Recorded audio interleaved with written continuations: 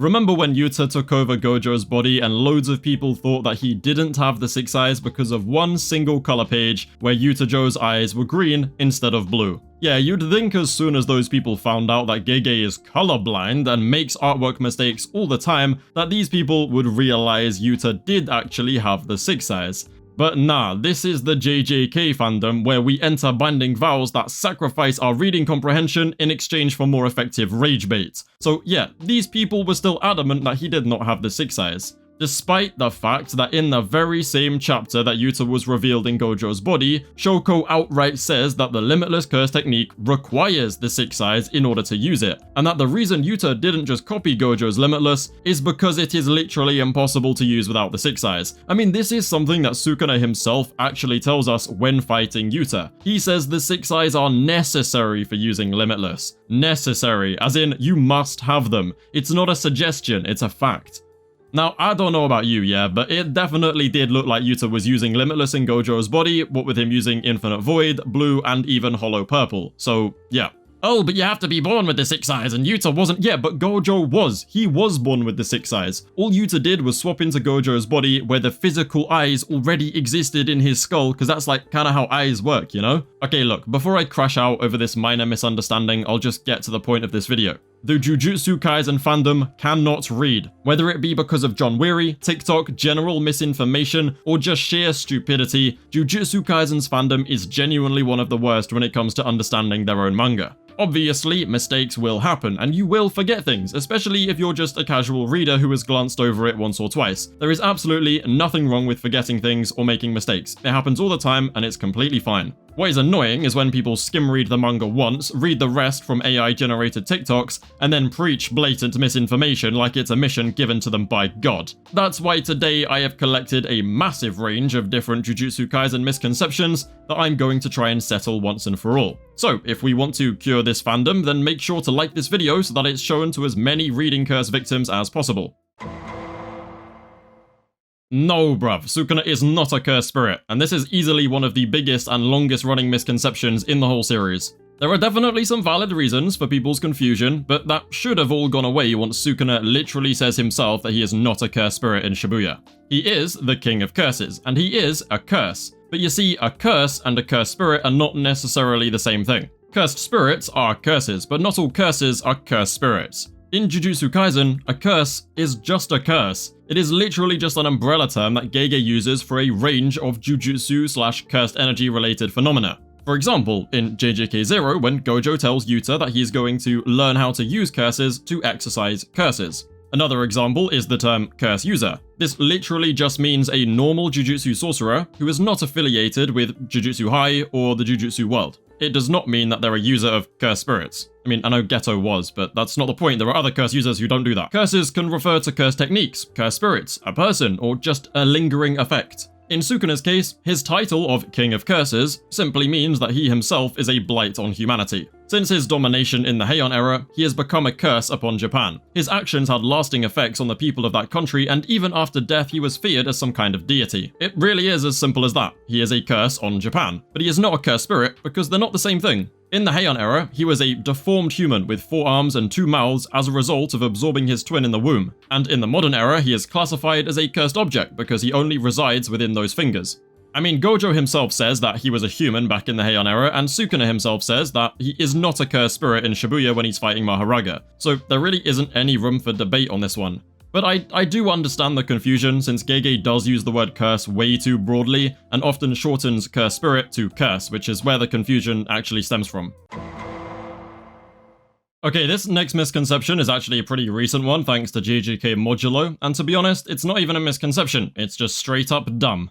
Ever since I posted my theory about Yuka having the 10 Shadows technique a couple weeks back, there was a tidal wave of people commenting and posting about how Yuka couldn't possibly have it if Megami was still alive, because 2 10 Shadows users can't exist at the same time. This is literally never ever stated or even hinted at in the manga ever. Never ever. The reason people think this is because the 10 Shadows technique is the pinnacle of the Zenin clan in the same way that the Limitless and Six Eyes are the pinnacle of the Gojo clan, so they just assumed that it works the same way. But what people completely forget is that the 10 Shadows and Limitless are cursed techniques, and the Six Eyes are a physical trait. Two Six Eyes users cannot exist at the same time, but two Limitless users and two Ten Shadows users definitely can. In fact, Gege himself states that it is completely possible for other members of the Gojo clan to have the Limitless curse technique at the same time as Gojo. It's the Six Eyes that they can't have, and you need the Six Eyes to control Limitless. The Ten Shadows is a curse technique, not a trait like the Six Eyes, so this idea that two can't exist at the same time is just completely wrong. Obviously, this has been proven by the fact that Yuka does have the oh wait, no, it wasn't even proven, because somehow these people found a way to cope even harder and say that because she has it, Megami must just be dead. Yeah, Megami probably is dead, but your reasoning is wrong. Like, are you dumb, bruv? Yuka is 16 years old. 16 years ago, when she was born with the technique, Megami was almost definitely alive, unless you're really trying to tell me that he did die to a grade 3 curse at the age of 67 years old. No, that is not a 6-7 joke. That's genuinely how old he would have been 16 years ago when Yuka was born. Megami is probably dead though. Look, you get my point. I'm just gonna move on now. Now this is another huge misconception in Jujutsu Kaisen, that Rika is Yuta's curse technique, but she isn't. His technique is copy. She is just an external storage for the techniques that he copies, as stated many times in the manga.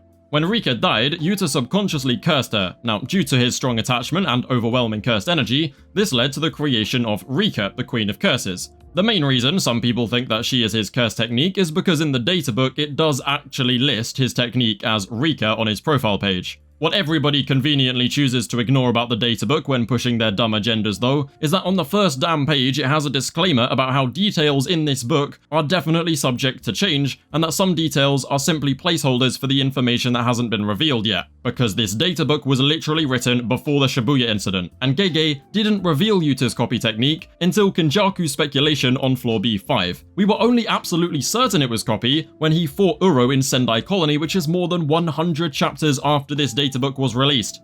Obviously, Gege is not going to reveal a mystery like that in a databook. And furthermore, the same databook says that Sukuna's curse technique is cleave and dismantle, but we now know that isn't true at all. His curse technique is called Shrine, and it also has a fire ability, but the databook doesn't say that because, again, why would Gege spill his secrets in a fan guide? But yeah, this one is mainly just, people slandering Yuta. Still though, it's very easy to disprove. Now this next one hasn't got so much to do with lack of reading comprehension, more so the fandom just being incapable of thinking for themselves and trusting every single word they hear on TikTok. The amount of times that someone has commented on a video saying something along the lines of, Gege confirmed this, or Gege once stated, or Gege said it in an interview, and it's just a blatant lie that they heard off TikTok.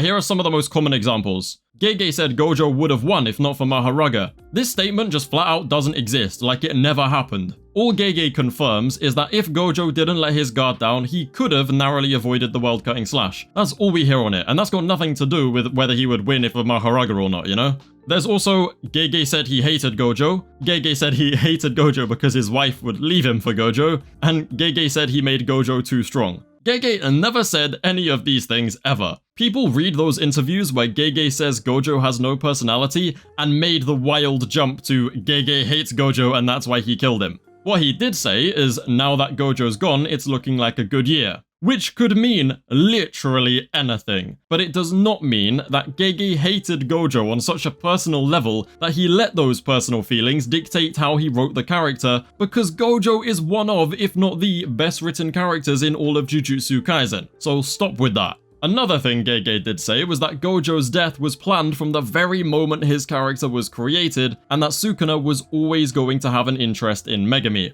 This completely shuts down any ideas of Sukuna taking over Megami and using Mahoraga just because Gege needed a way to beat Gojo. People also claim that Gege said he hates Yuji. No, Gege said Yuji is the type of character that fits nicely into a shonen series, but that can make the story a little bit bland. I'll put the full quote on screen so you can pause and read it if you like, but no, he does not hate Yuji at all.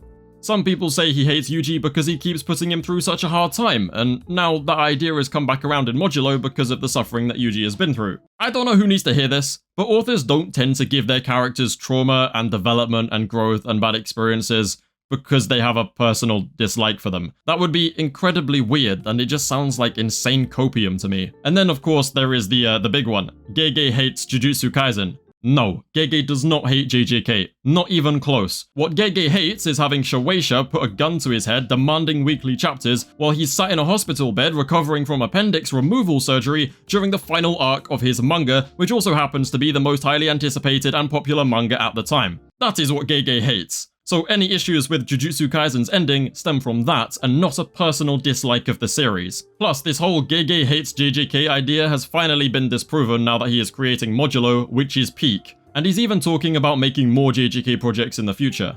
Basically, whenever someone says, actually Gege once said, he probably didn't actually say it. But platforms like TikTok and illiterate clickbait media journalism sites basically just latch onto those things, twist them into something they're not, and then spread the misinformation all across the fandom. Oh, and speaking of Jujutsu Kaisen Modulo, yes, it is canon. Some people have been saying that it isn't because, there's been one single thing Gege said that was taken completely out of context in the announcement. What he said was that when presented with the offer of a sequel, it gave him the opportunity to think about a lot of different ideas. Ideas about expanding parts of the main story, changing time periods, or even making a parallel story.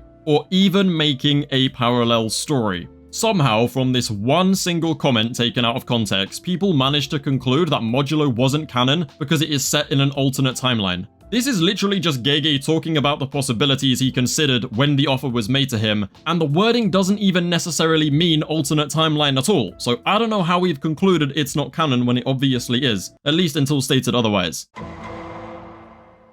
Yeah, to this day, there are still some delusional people who believe Gojo's Hollow Purple is a durability negating, matter erasing, or reality erasing attack. Their argument for this is because it has the title Imaginary Mass, which is the biggest nothing burger argument I have ever heard, because what? Like, not even those people know what that means. Purple is just a combination of blue's attraction and red's repulsion, resulting in a massive ball of energy that simultaneously pushes and pulls its target until it's been absolutely demolished. There are a few videos where people much smarter than me explain the actual physics of how it works and why it's not matter erasure, but I don't really like equating real-life physics to fictional stories where teenagers can summon pink elephants from their shadows, so I'm just gonna use the evidence that we have in the source material. First of all, the hole left directly behind Toji is way bigger than the damage Toji actually took. Similarly, Hanami was directly in its path yet still didn't get completely erased. But let's also not forget that Sukuna literally survived Hollow Purple 3 separate times. He survived Gojo's twice without using domain amplification, and survived Yuta's once while using domain amplification. The fact that Sukuna wasn't immediately erased from existence as soon as Gojo's 200% Hollow Purple hit him proves that it is not a durability negating, matter erasing attack. If it was,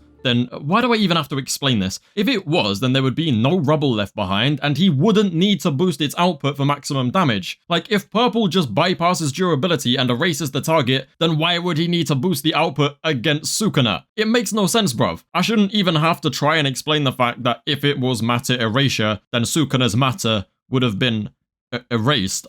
Whatever, moving on.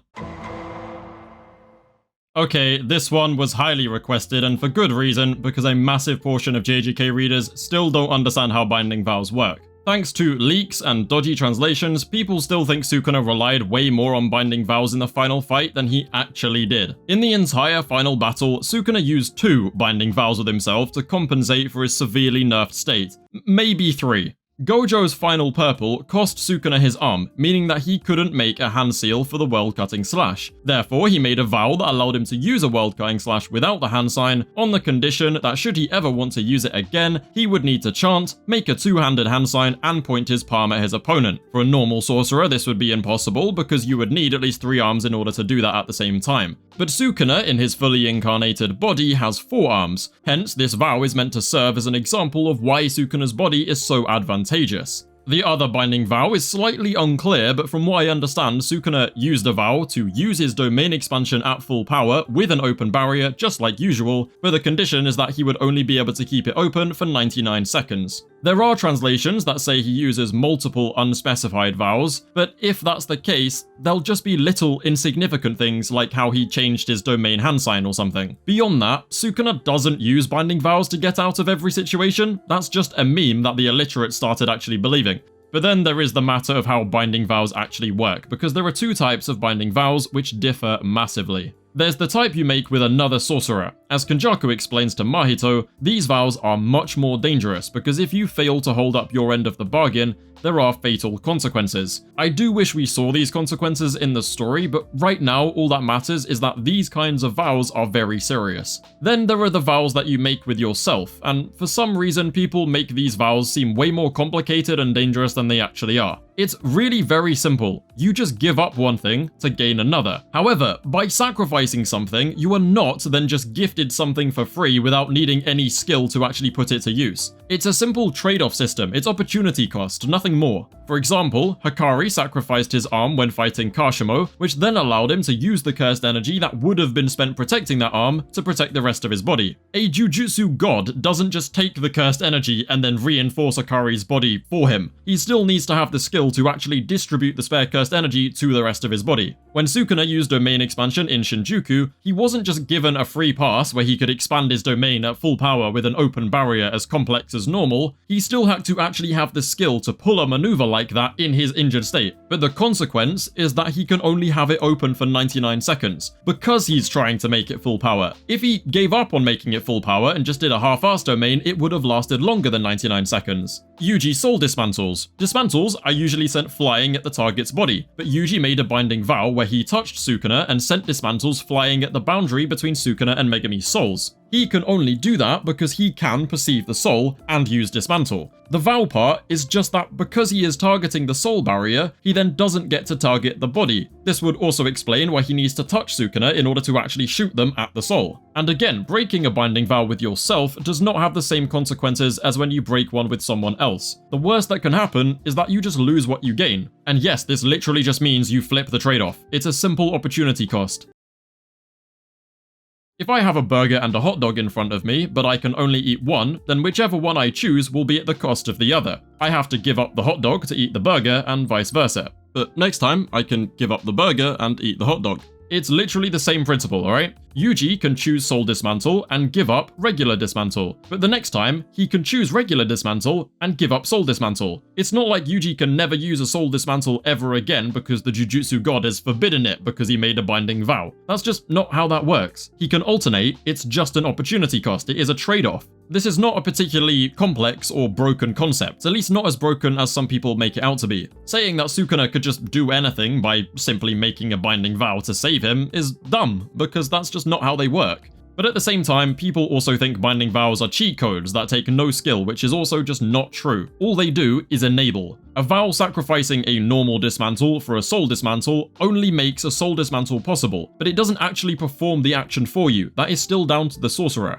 Yuji still had to have the skill to target the soul and fire the dismantle, and Sukuna still had to be able to open a high quality domain in his injured state. All the vow does is make it possible. It genuinely is just a simple trade-off opportunity cost system like in real life. It's nothing complex or ass-pully. And yes, after this long-ass rant, I am starting to realize just how long this video might actually turn out to be, so I'm gonna try keep the rest of them brief, and I'm probably gonna fail, but still, this is meant to just be a yap sesh anyway.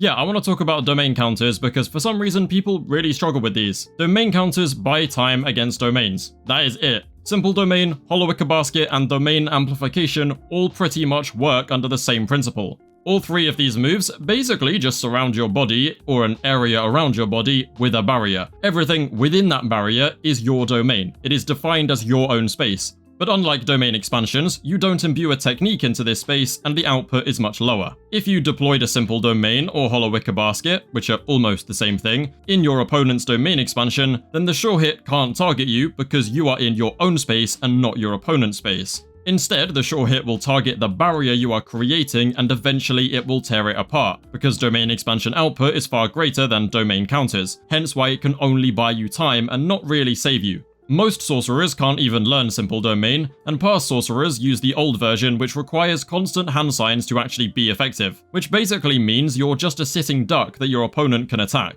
With the exception of Ryomen Sukuna, of course, thanks to him having 4 arms. That's why it's so silly whenever someone says something like, oh, it doesn't even matter if Yuta or Yuji have a domain because Kashimo has Hollow Wicker Basket. Okay, cool, he can use Hollow Wicker Basket. And then what? What, you think his opponent's just gonna stand there like a muppet? To stop Hollow Wicker Basket being stripped away, you need to keep up the hand seal, which means you can't fight back. So whoever you're fighting is just gonna use you as a punching bag until you can't hold it anymore and then get fried by the sure hit. Even a good simple domain will only buy you time unless, you know, you're the GOAT Kusakabe, because obviously he's just the best in the verse when it comes to barriers. Yeah, fuck you, Kenjaku, bro, I said it. Kusakabe's better than you, man. Fraud. Anyway, Falling Blossom Emotion is also a secret technique that allows a sorcerer to repel physical attacks the second they spawn on your body using cursed energy. So for physical sure hits like Sukuna slashes or Dagon's Shikigami, it's great because it massively reduces the damage, but it's useless against non-physical attacks like Unlimited Void, Self-Embodiment of Perfection, or something like Time Cell Moon Palace.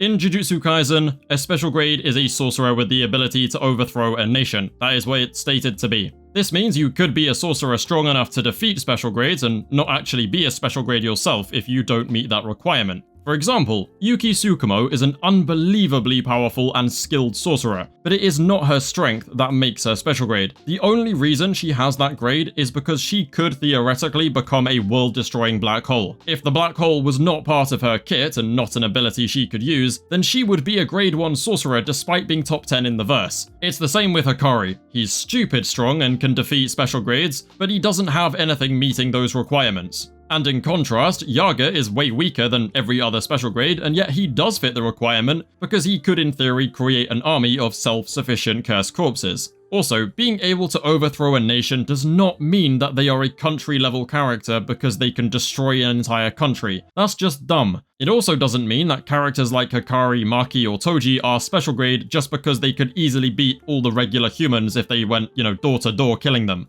And it also doesn't mean they could be special grade because they could just assassinate a nation's leader with no difficulty. If that was the bar, then Miwa would be special grade, bruv. They're sorcerers, they can all do that. It refers to characters with abilities that would allow them to lay waste to an entire nation's military forces and literally take over a country as a one-man army, or at worst, destroy the entire thing, just like Yuki.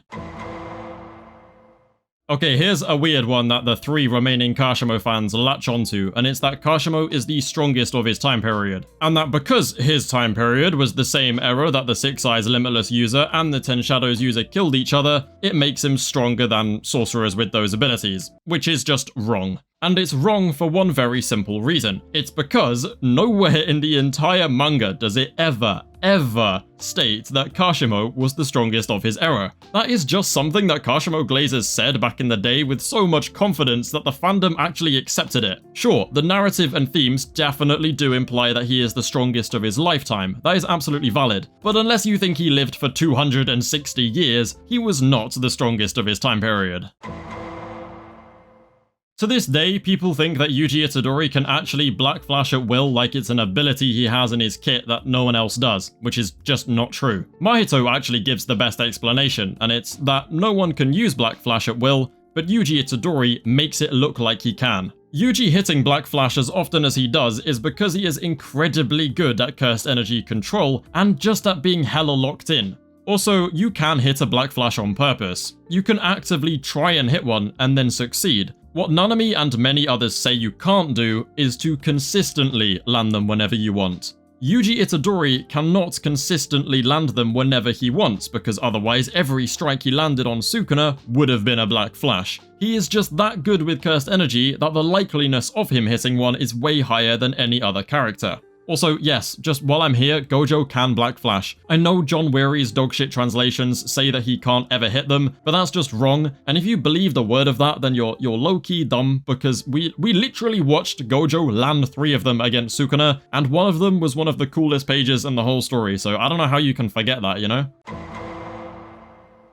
Okay, this one here is the only one that I think I'm gonna get a lot of criticism for in the comments, but Sukuna 100% used the world-cutting slash on Yuta. And yes, this one is personal. The reason people think it was an amp dismantle is because we only saw Sukuna fulfill 2 out of 3 of the requirements needed for world-cutting slash on screen. He said the world-cutting slash chant, he pointed his hand towards Yuta, but we did not see him make the Enmaten hand seal. Yes, he could have found a way to do it off screen or right after he freed himself from Yuji and Rika's grip, but I will give it to you, from what we actually see, there is no way he made that hand sign or even had the ability to make the hand sign on screen. However, I think the evidence for it being a world-cutting slash is just way too overwhelming, and only a very strong agenda technique could delude people into thinking the author's intention was anything but a world-cutting slash. The narrator says that Sukuna will have to make a desperate gamble and tank Jacob's ladder to use a world-cutting slash, because regular attacks are not enough right now. And what's more, only Yuta got cut in half despite Yuji being right there next to him. And Rika was behind him too. Both of them were just taking shallow cuts. If it was just a chant that amped dismantle, then they all would have been hit with them too. What's even crazier is that when you actually do the maths, you'll realize an amped dismantle isn't even capable of doing anything close to that much damage. Because in that same chapter, Sukuna literally cleaved Yuta, like contact cleave Yuta directly on the face, and he only got a couple scratches. Sukuna's output was already so cooked to the point where Yuta could tank an attack that literally allows Sukuna to adjust his output based on his opponent's durability. Chanting does not recover lost output all the way back up to 100%, and then buff it even further. It just achieves a flat-out boost. Gojo and Utahime doing full hand signs and chants for their respective techniques brought them each to 120% output. Gojo's output was then given an additional plus 80% by Utahime's boosted technique, which is how he achieved a 200% hollow purple. What we can learn from this though is that a combination of hand signs and chants give you a roughly 20% boost.